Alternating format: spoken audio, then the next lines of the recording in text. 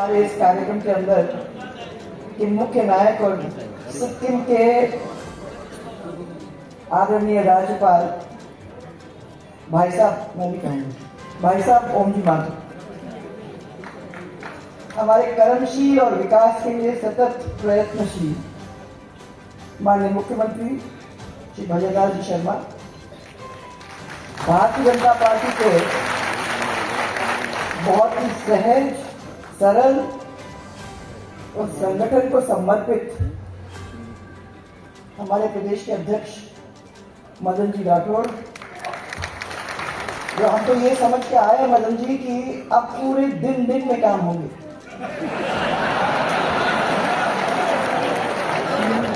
आपने पूरे रात के काम हम लोगों के सामने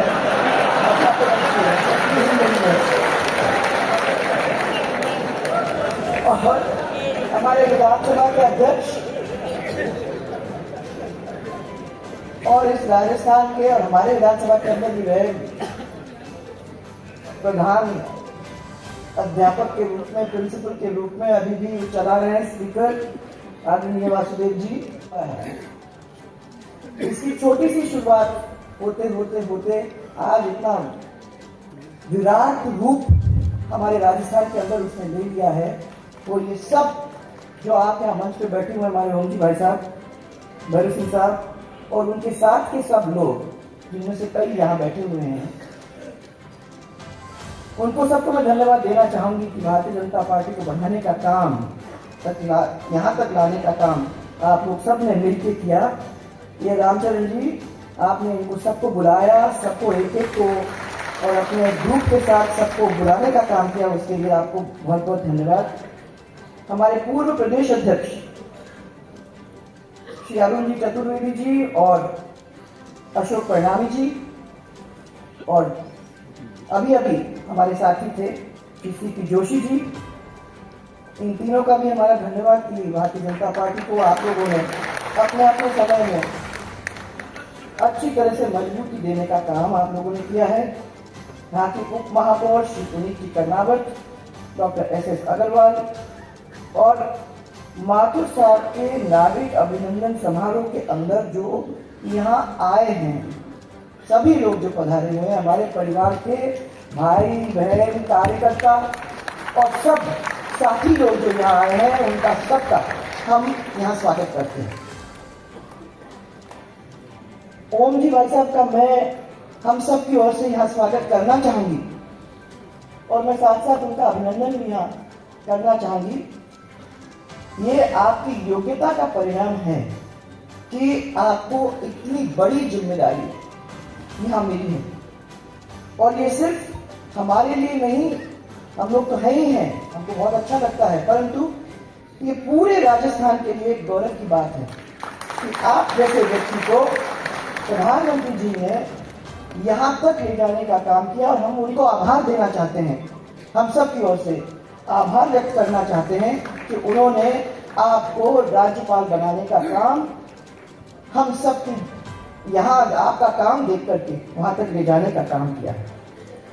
आपकी जो राजनीतिक जीवन है पूरी तरह से कामयाबी नहीं है, तो एक एक करके सब लोगों ने अपनी अपनी कहानियां सबके सामने रखने का काम किया है। वैसे मैं उन कहानियों पर नहीं जाऊंगी क्योंकि मेरी कहानियां नहीं है। मुझे मालूम है कि बहुत सख्ती के साथ काम करते थे। मुझे याद है कि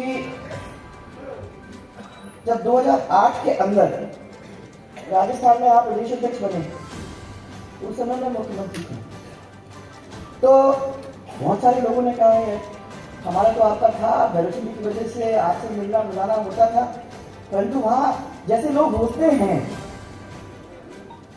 सब लोग अच्छी बोलते तो नहीं है ना। कुछ लोगों ने आके मेरे कान में कहा कि भारी भरकम आदमी है, और ये आपके यहाँ आए हैं, गरम मिजाज के हैं और आप लोग को आपको इतना आसान नहीं होने वाला है। तो मैं आप लोग सबको ये कहना चाहती हूँ कि मैं उनको वैसे भी पहले जानती थी, भैरव सिंह जी की वजह से भी, और हमारा भी साथ लंबा साथ था, और मैंने इनके साथ जब काम किया तो मुझे तो ये महसूस हुआ कि ऊपर से तो बहुत गर्म दिखाई देते हैं, परंतु अंदर से बहुत नरम आदमी है, और जब आपका साथ वो आदमी देता है तो पूरी तरह से साथ निभाने वाला आदमी है। यहाँ बहुत सारे कार्यकर्ता हैं, और किसी से पूछोगे तो जरूर आप बताएंगे। ये राजेंद्र जी ने भी बता दिया कि उनका नाम कैसे आ गया मंत्रिमंडल में। तो जब साथ देते हैं तो छोड़ते नहीं है ना।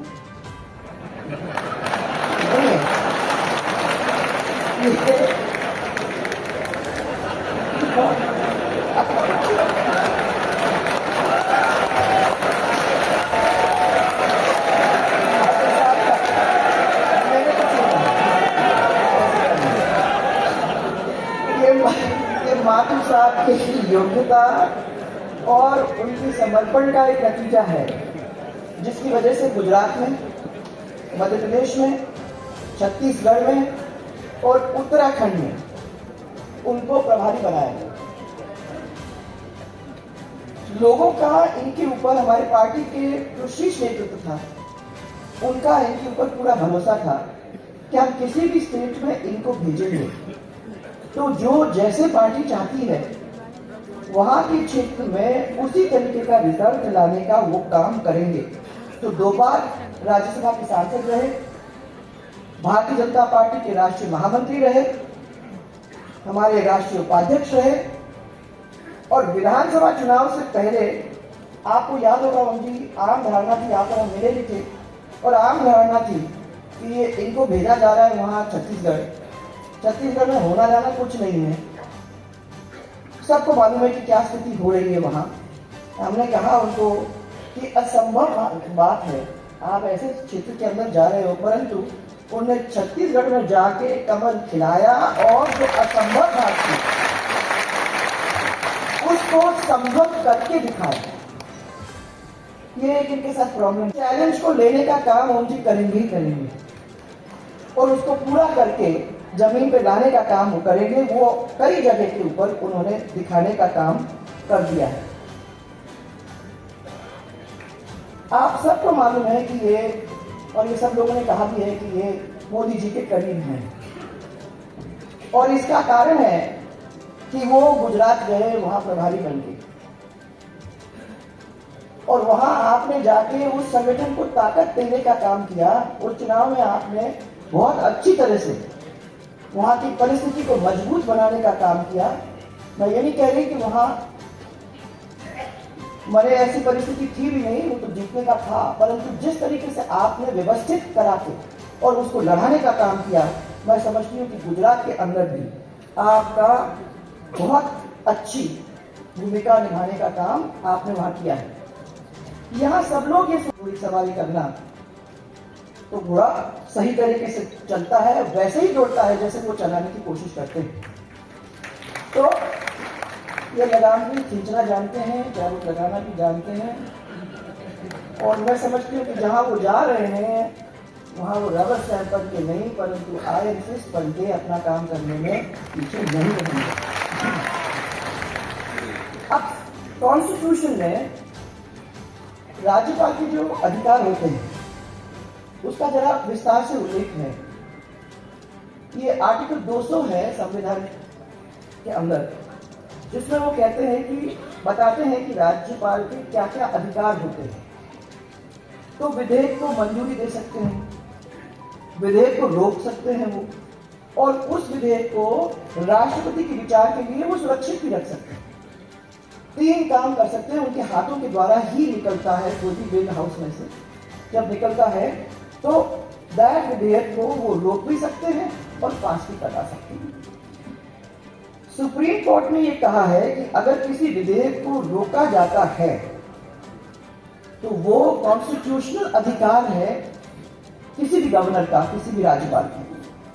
तो आपको यहाँ याद होगा कि राजस्थान में जब पिछली कांग्रेस की सरकार ने विधानसभा के अंदर एक सत्र 31 जुलाई 2020 तब वो बुलाना चाह रहे थे, इसके लिए उन्होंने 3 बार प्रस्ताव भेजा गवर्नर साहब के पास, लेकिन महामहिम राज्यपाल जब थे कलराज मिश्र, उन्होंने उसको वापस लौटा दिया। बाद में वही सत्र जब राज्यपाल जी ने चाहा, उनकी अनुमति के साथ 14 अगस्त को हुआ।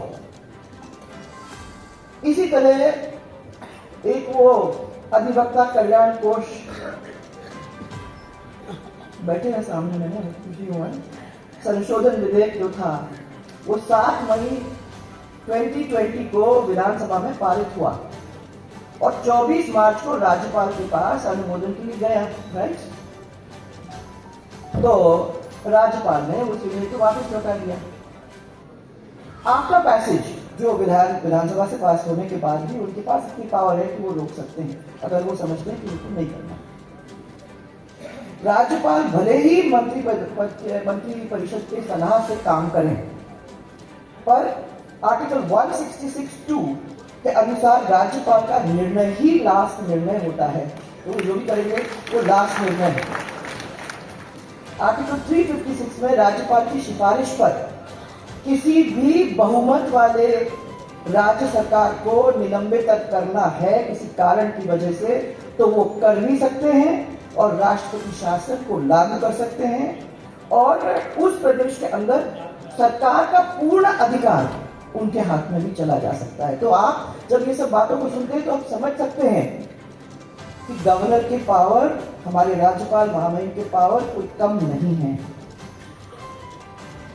ये राज्यपाल इसलिए शक्ति रहित नहीं, शक्ति सहित, इस चीज को हम लोगों को ध्यान देने की जरूरत है। और आप जो गए हो, अभी जब भी राज्यपाल की बात करते हैं लोग कहते हैं हाँ राज्यपाल पर, हमने कहा इसलिए जरूरी है कि जरा सब लोगों के ध्यान में ये लाया जाए कि पावर्स कितनी है और अगर वो यूज करना चाहे तो कितनी पावरफुल बात बन सकती है। मैं ये नहीं कह रही हूँ कि सबूत करने की जरूरत है, परंतु राज्यपाल का कॉन्सेप्ट उस वक्त हुआ जब देश की आजादी के 2 साल के बाद अमेरिका में जो उठी हुई थी सेंट्रलिज्म की बात, उसकी आवाज को दुनिया भर में सभी जो डेमोक्रेटिक देश थे वो उसके बारे में सोचने लगे।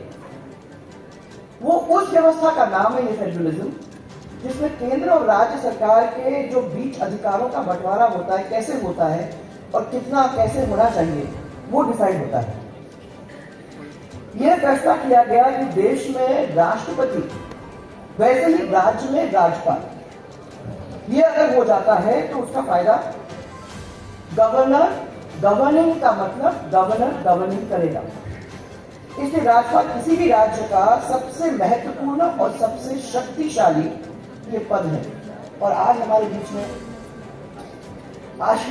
में ये शक्तिशाली व्यक्तित्व बैठा हुआ है। मैं इसीलिए आपको समझाने की कोशिश कर रही हूँ कि ये हमारे बीच में से गया हुआ व्यक्ति आज उस पद तक पहुंचने का काम किया है।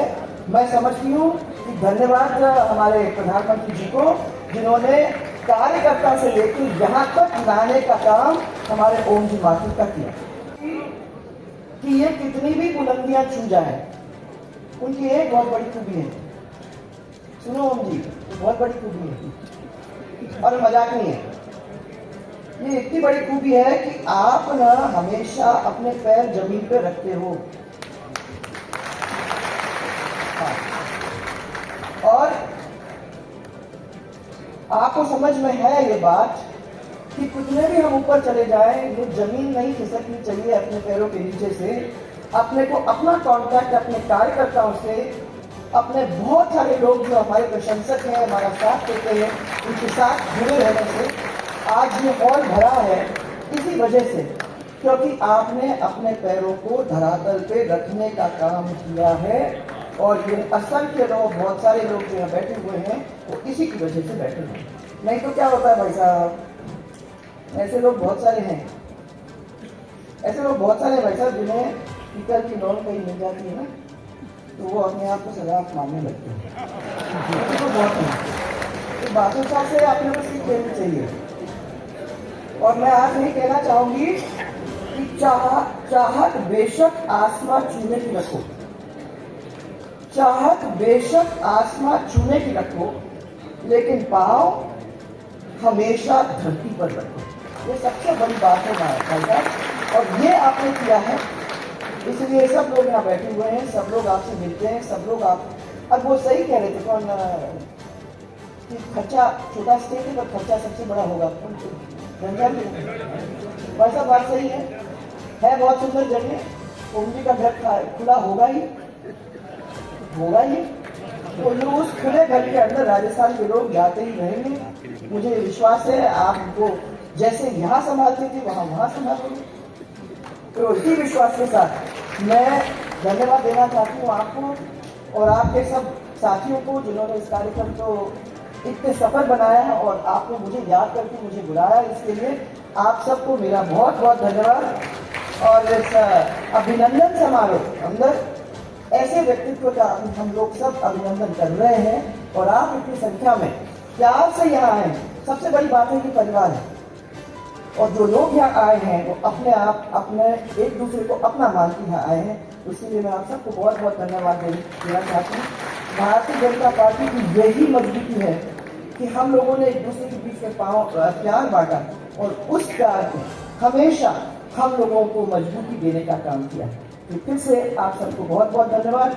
ओम जी बहुत सारी शुभकामनाएं और हमें विश्वास है, हम सबको विश्वास है कि आप जहाँ गए हैं वहाँ राजस्थान की इज्जत को बढ़ाने का काम हमेशा हमेशा ही करोगे और हम लोग सबको वहाँ आने का मौका देकर थोड़ा सा हिमालय का मजा लेने का भी मौका देंगे। बहुत बहुत धन्यवाद।